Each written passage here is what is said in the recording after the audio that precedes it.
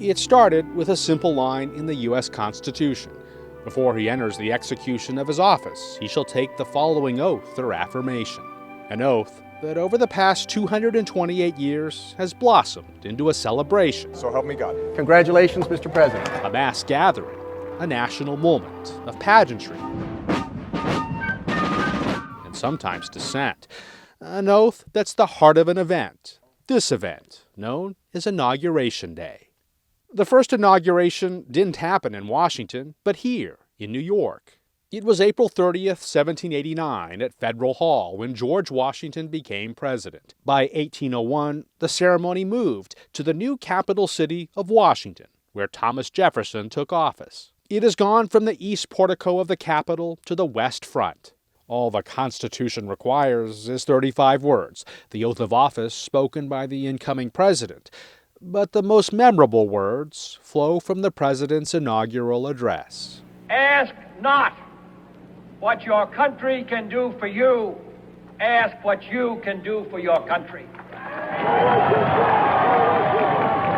Government is not the solution to our problem. Government is the problem.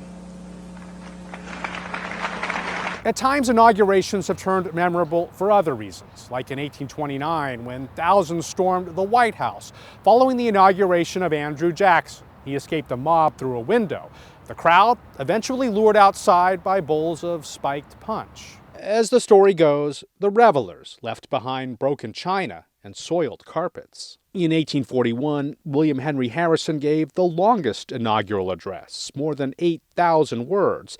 It was cold, and some 3 weeks later, Harrison got sick. He was the first president to die in office. The shortest inaugural address, 135 words from the mouth of George Washington in 1793. In 1853, Franklin Pierce chose to affirm rather than swear the oath of office. That is an option. Then he gave an address of more than 3,000 words, entirely from memory. The coldest inauguration, 7 degrees, at the start of Reagan's second term in 1985.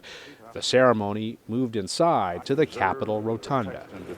The warmest, 4 years earlier in 1981, 55 degrees at noon. The biggest crowd, an estimated 1.8 million for the first inauguration of Barack Obama in 2009.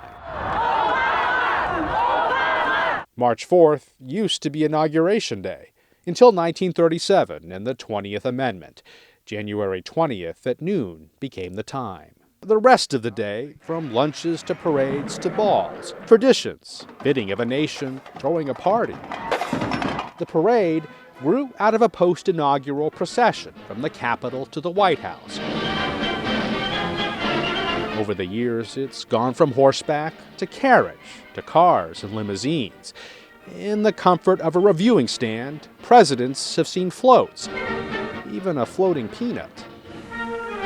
Now, the inauguration of Donald J. Trump as the 45th President of the United States adds to this history. A transition of power for all to see, built on an oath of a few simple lines.